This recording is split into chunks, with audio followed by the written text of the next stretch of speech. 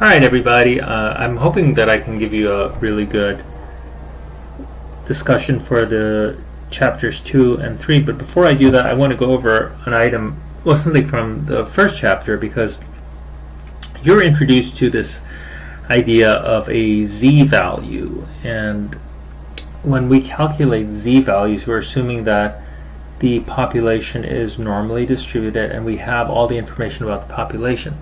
So for instance, if you took the SAT test, you were actually compared to the population of SAT scores. So you were given a percentile rank in relation to the population as a whole.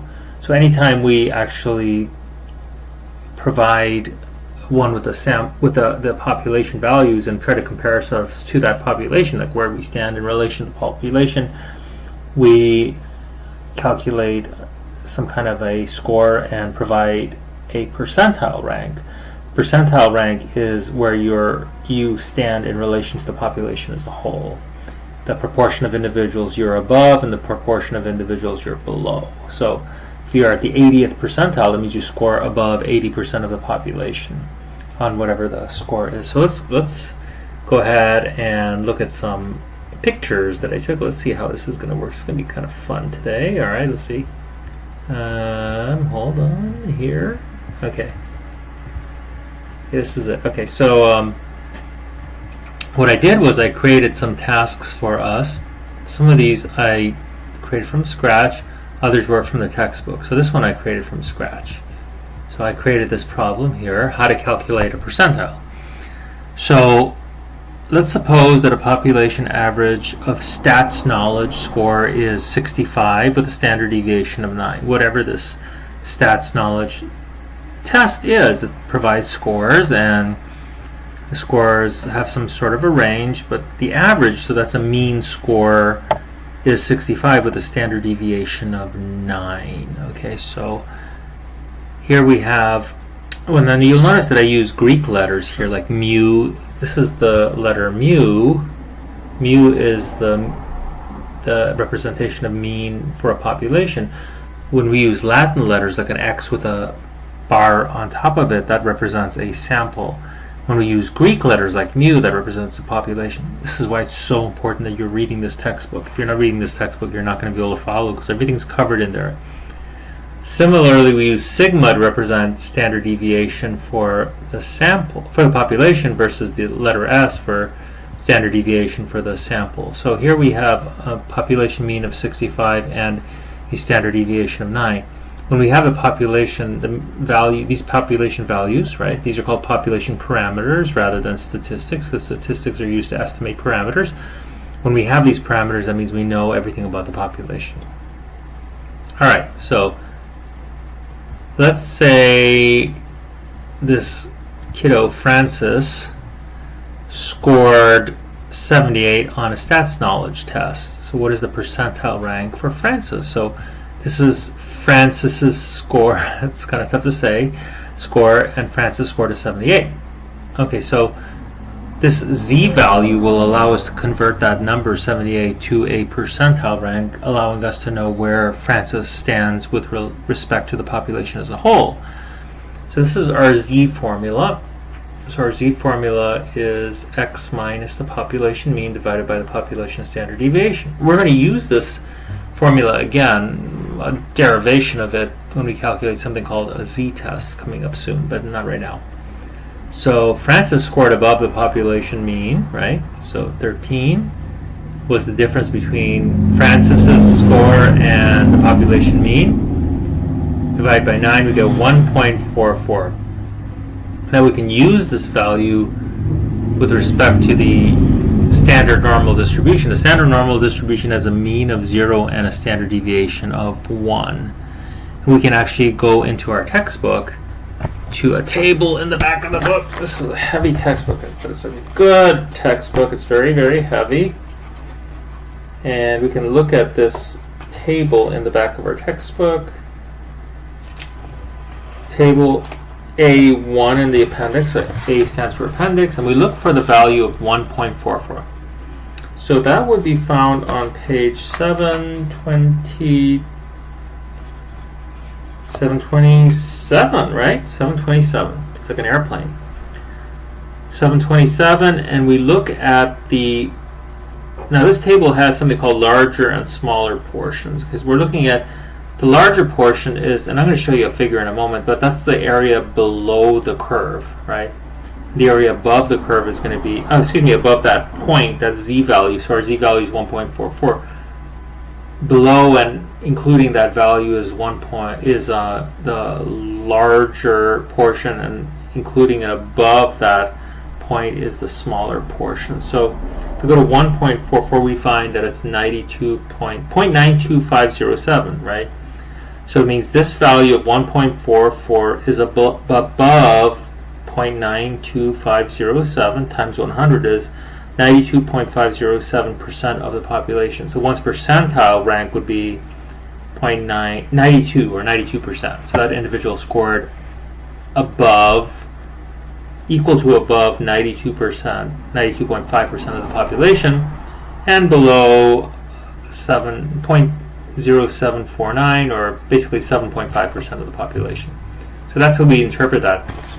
In medicine, in public health, in nursing, you're going to be using these values a lot, perhaps in speech, communication, social work. I don't know enough about all those fields, but we use these values to compare us to the population as a whole. So I urge you to play around with this and practice a little bit, get to know that standard normal distribution. Here I actually have something called GeoGebra. And GeoGebra is this really cool program you can download for free.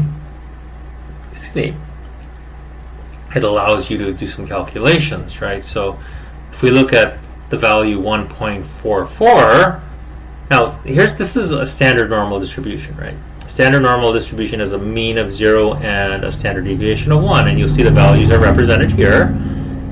So we know a little bit about this distribution. We know that if we ask what's the probability of being between -1 and 1, so let's go -1 and 1, we get a total of 68% of the population, right? 68% of the population values reside between plus or minus 1 standard deviation of the mean. If we do 2, so it's -2 and 2, we get 95% of the population, right? And if we go plus or minus 3, we're going to get 99.7% of the population. There you go. So this just tells us a little bit about the standard normal distribution. So what we were doing now, we were trying to calculate what proportion of individuals lie at or below 1.44.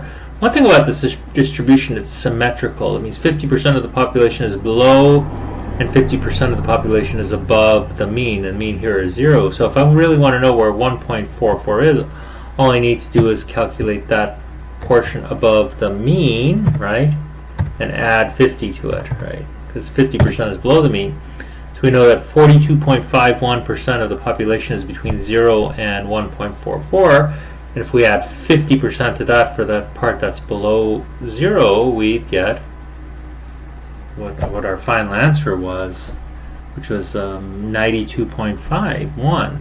Okay, so that's something to know about this kind of calculation. So hope you understood that and you get that. Of course, if you have any questions, please feel free to ask me. So let's go down to this second item, and we'll keep on just discussing what we got to discuss as we move forward. How about that? Let's see, where was I? Where is my little cursor? I'll get rid of this one. All right. So let's go back to normal size, right? There you go. All right. So I also did some more problems. The second problem I did was task 9 on page 27.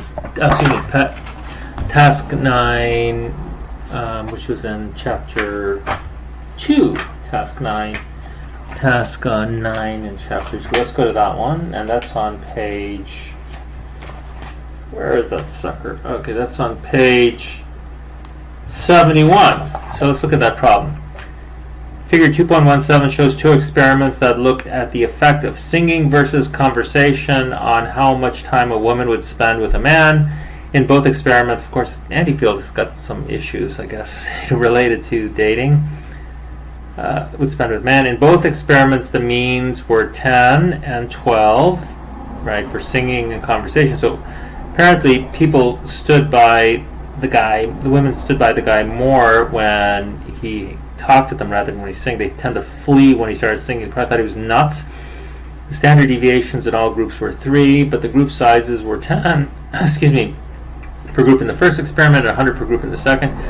Compute the values of the confidence interval for the figure. So let's go do that. Let's go do that. And where are we here? Here we go. Look at that.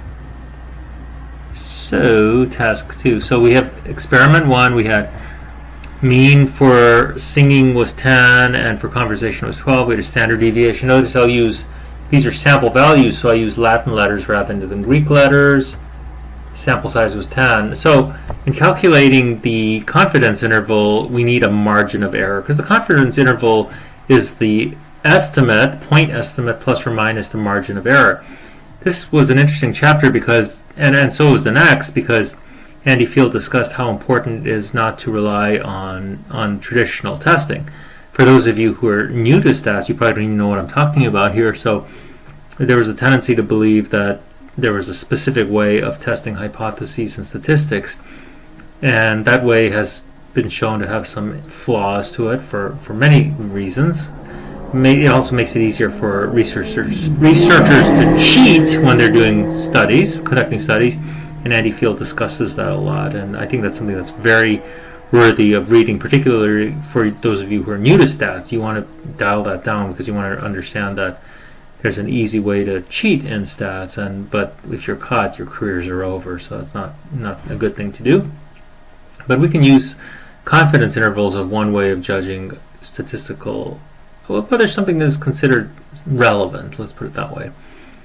The confidence intervals include what are known as a margin of error. So, and you probably are used to confidence intervals because if you recall elections, whenever there's an election, you're given, for instance, we discuss specific precincts in elections, and you're wondering who won that precinct, and you're given some margin of error around the probable value of the proportion of that population that voted for a specific candidate. So confidence intervals are used to estimate population values, right, within some margin of error.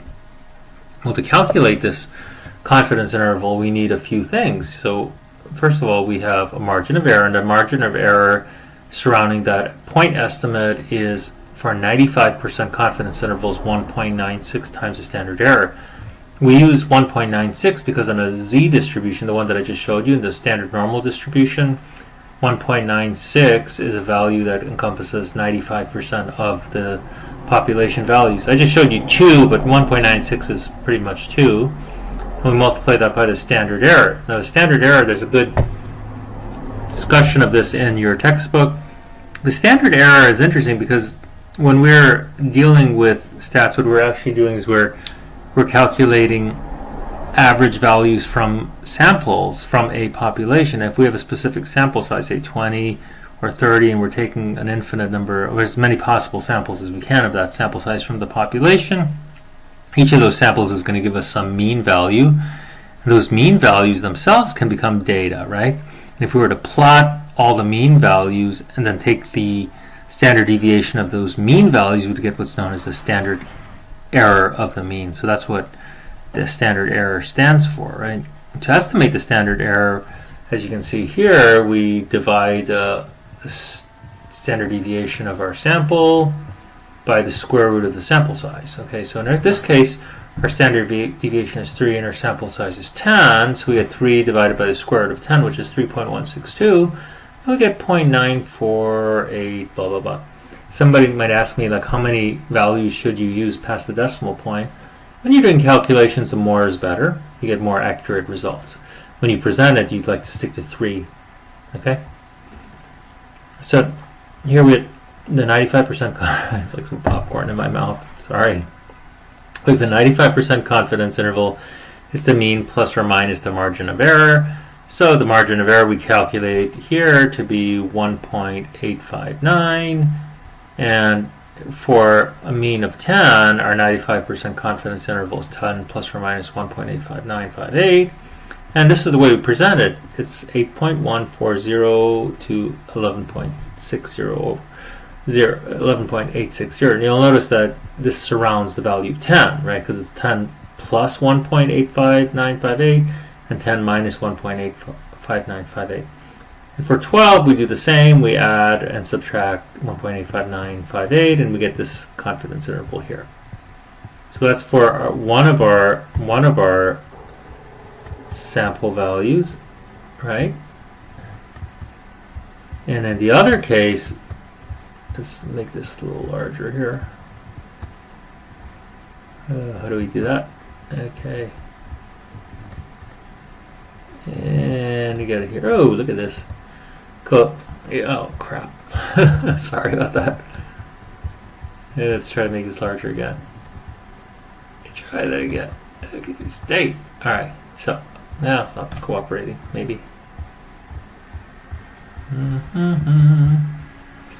The ins and outs of being a professor. Yes. Press Control and you scroll. What is it? Control and you scroll. What does that mean? Alright, so this is that. And we'll go to the next page. Okay. Control. And what's the scroll key? Well, anyway, here's the second one. Okay, the second one, experiment 2, we have a mean for singing is 10 and a mean for let's see if we can.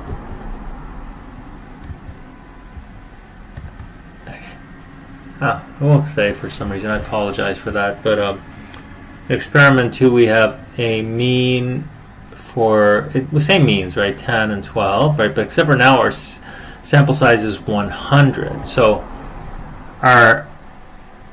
we're doing the exact same thing as we before. The only difference is now that our standard error is going to be a little bit different, because instead of dividing by the square root of 10, we're dividing by the square root of 100, right? So it's going to be a little bit smaller. It's going to be 0.3.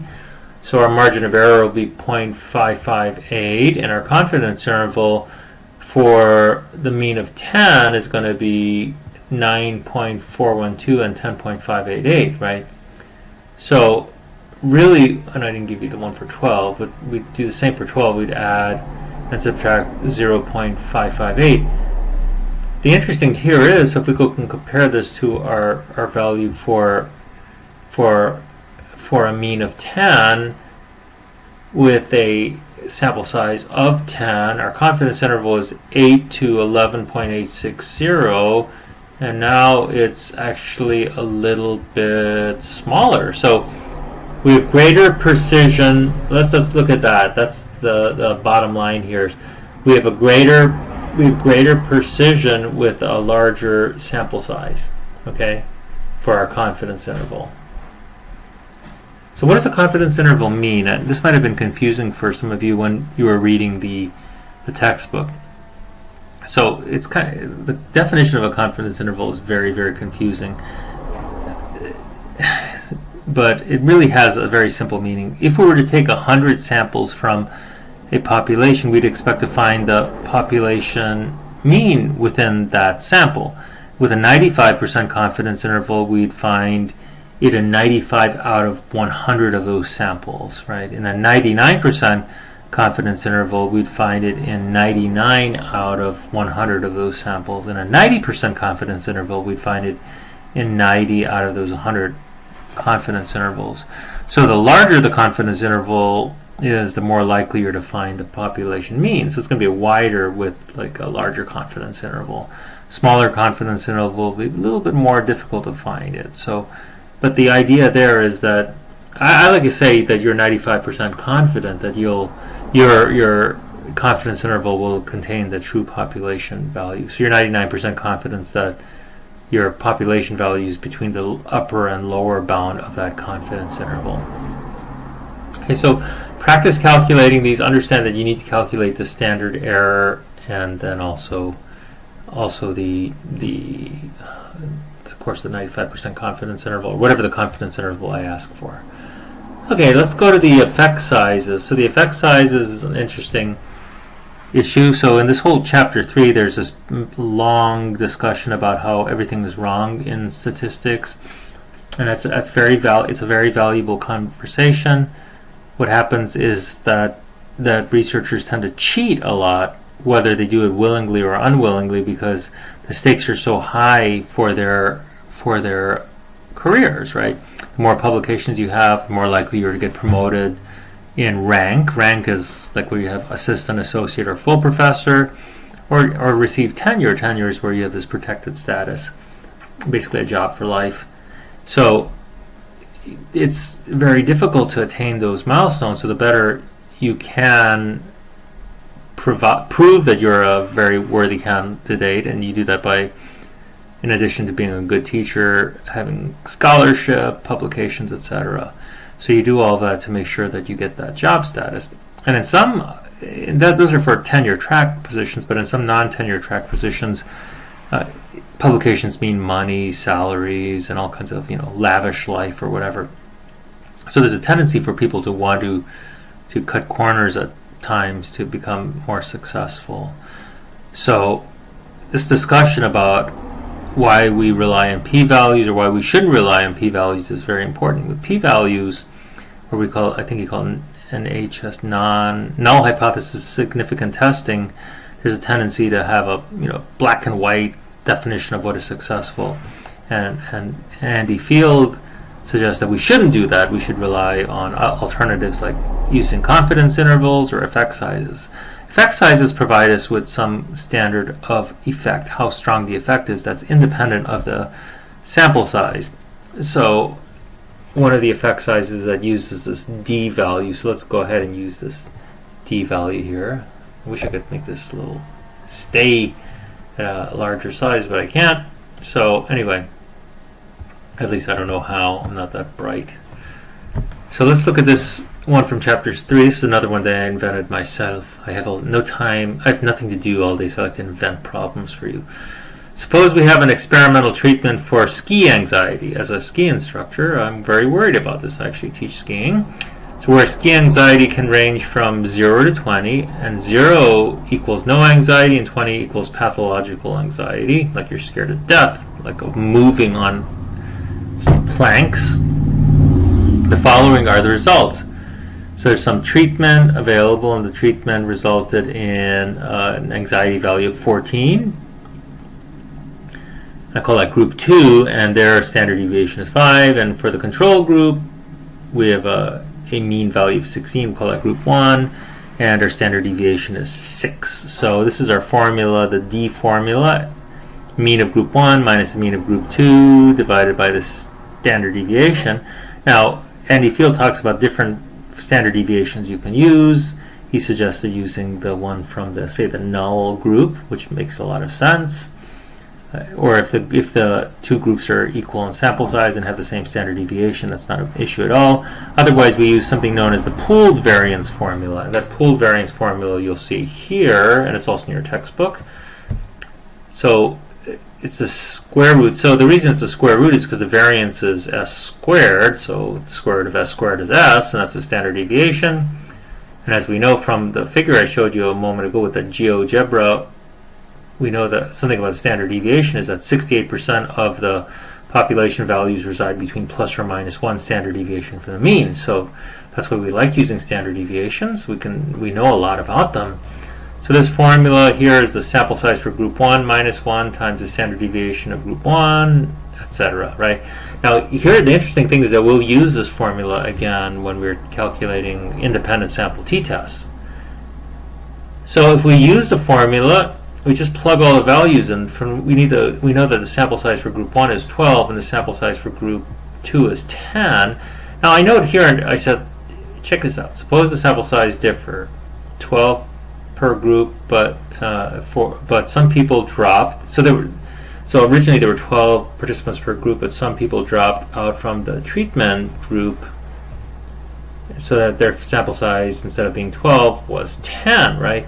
Now, this is interesting. I bring this up because in research we have that a lot when we have a treatment of some sort, especially if it's a distasteful treatment.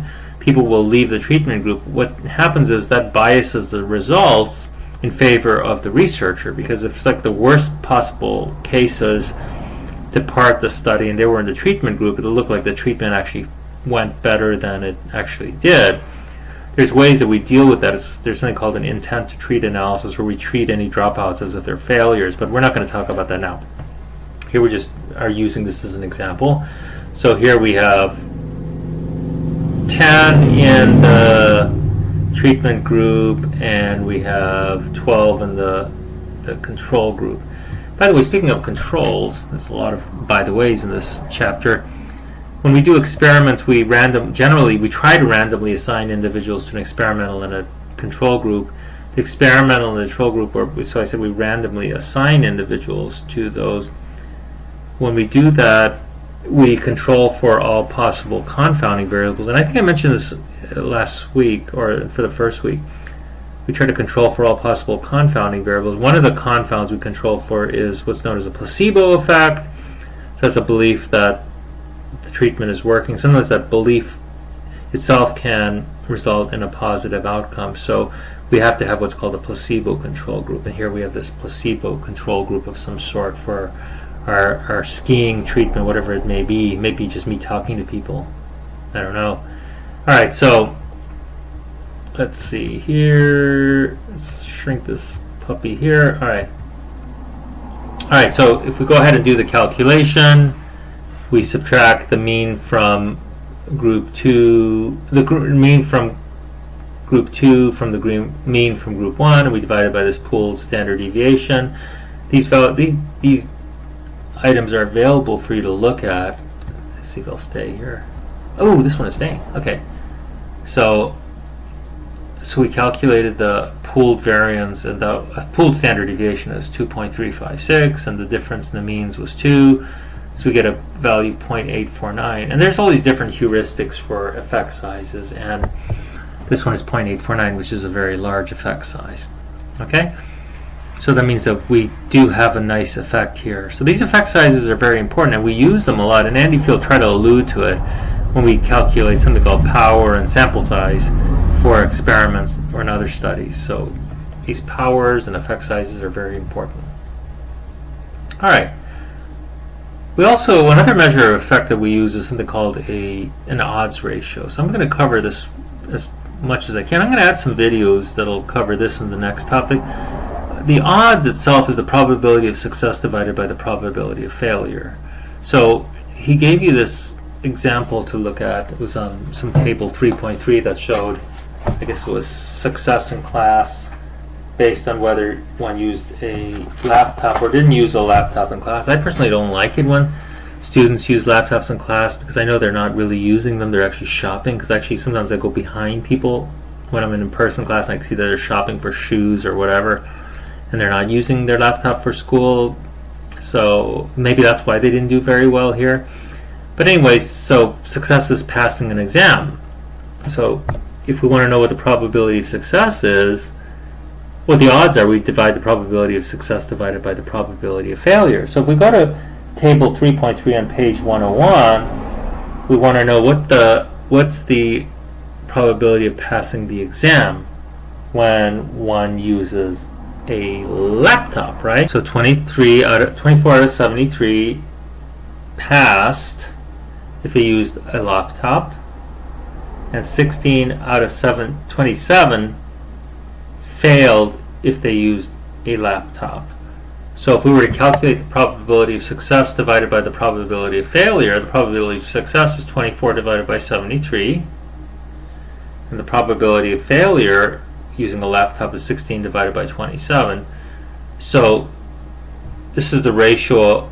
The odds itself is a ratio for probability of success divided by the probability of failure. So at 24 divided by 73 times 27 over 16. So if we want to bring that denominator into the numerator to multiply it by the numerator, we flip the denominator over, and we end up getting 24 times 27 divided by 73 times 16, or 0.555. So the odds of passing with a laptop are 0.555. That means one is 55% as likely to pass when using a laptop than if they didn't use a laptop. All right, that was an interesting explanation.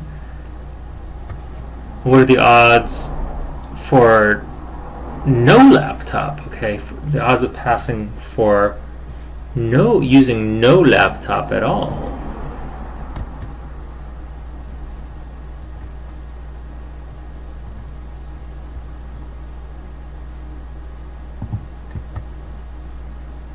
Okay, so if you didn't use a laptop, what happened? Let's take a look at this.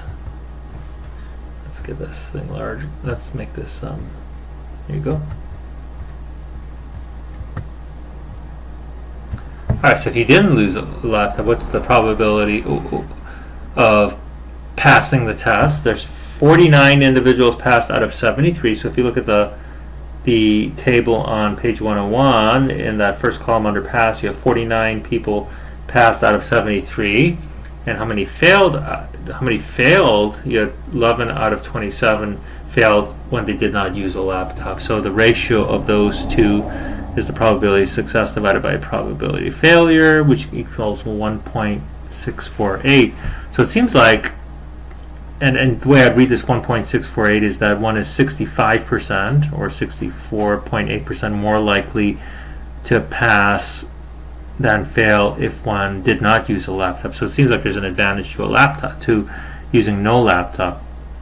Finally, the odds ratio. The odds ratio of is the ratio of odds. So you have two different odds here, and we want to know what's the odds ratio for success if one used a laptop versus not using a laptop. So we just divide that 0.555 by 1.648, and we get 0.337.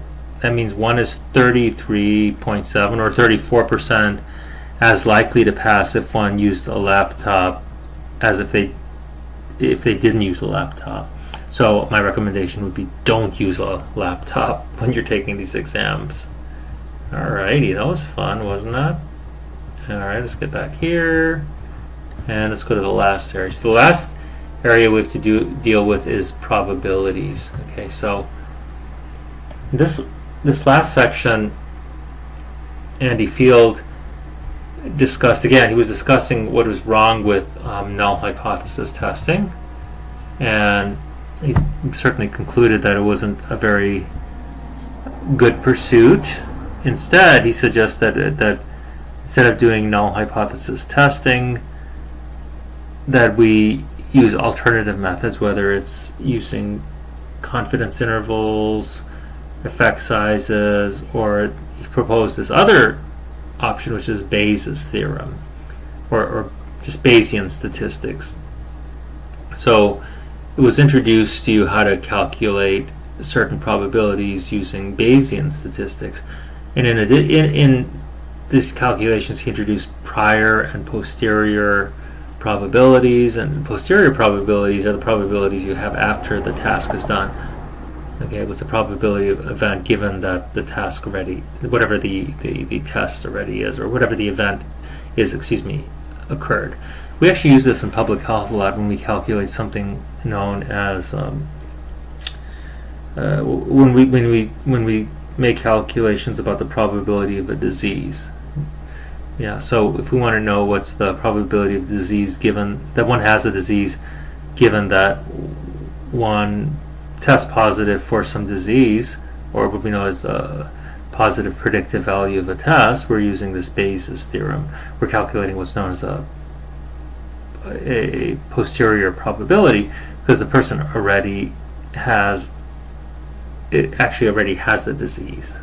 So we're actually calculating what's the probability of the disease given that the person tested positive for it, given that the person already has the disease. So we're trying to calculate that probability. But anyway, this is a very interesting discussion here. But what I want to do is do one of the problems from your textbook using Bayesian theorem. So let's look at task 9.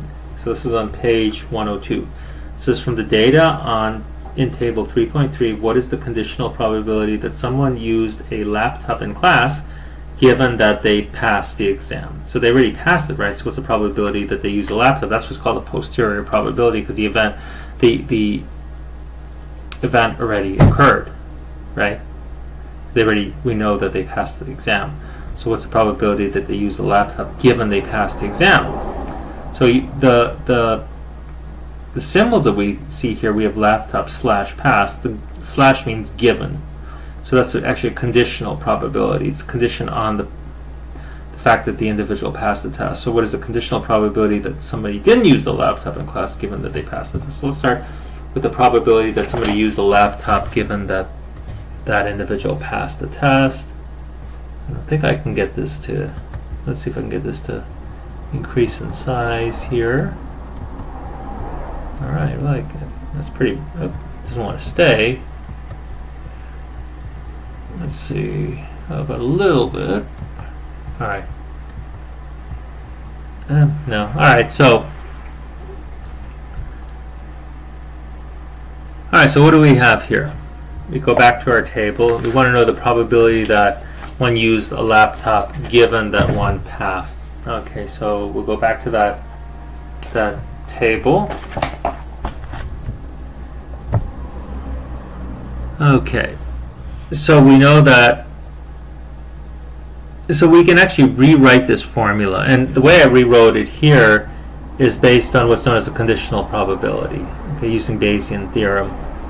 So the probability that one used a laptop given one passed can be translated into the probability that one used a laptop and passed the test divided by the probability that one passed the test. Whatever is in the behind, or whatever the condition is, that always goes in the denominator, and the numerator is going to be the intersection of these two events. So using a laptop and passing the test. So we can actually go directly into that table and find what the probability is that one used a laptop and passed the test. So we don't have to make this overcomplicated. We have the table here. So we trace across. So in the first, if we go to the table on page 101, table 3.3, we see that there either one used a laptop in class or did not use. So you have yes or no. So we know that one used the laptop in class, right? So that's what it says, probability of the laptop given one passed. So what in the numerator of this formula, I have the probability that one used a laptop and passed the test. So using a laptop is the first row, passing the test is the first column, and they meet at the value 24. And that's the probability of being at that specific point where you both use the laptop in class and pass is 24 divided by 100, because there's 100 people in there. The only reason I use that 100 is because I want to show you that you can cancel them out, okay? So the denominator is the probability of passing the test. So we need to know that 73 out of 100 passed the test. So that's why we have the denominator being 73 divided by 100. So again, we can take that value in the denominator and put it into the numerator by flipping it around, and we get 24 divided by 73. So we don't even need those 100s. And that's 0.329, or basically 33%. So the probability of using a laptop, having used a laptop given one pass, is 33%.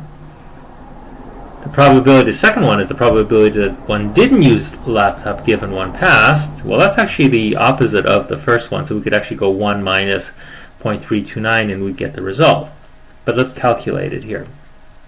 So we'll do the same thing. We'll use this Bayes' theorem. So the probability that one didn't use the laptop given that one passed the test, again, is the probability that one didn't use the laptop and passed the test, divided the probability that one passed the test. Again, the whatever is behind the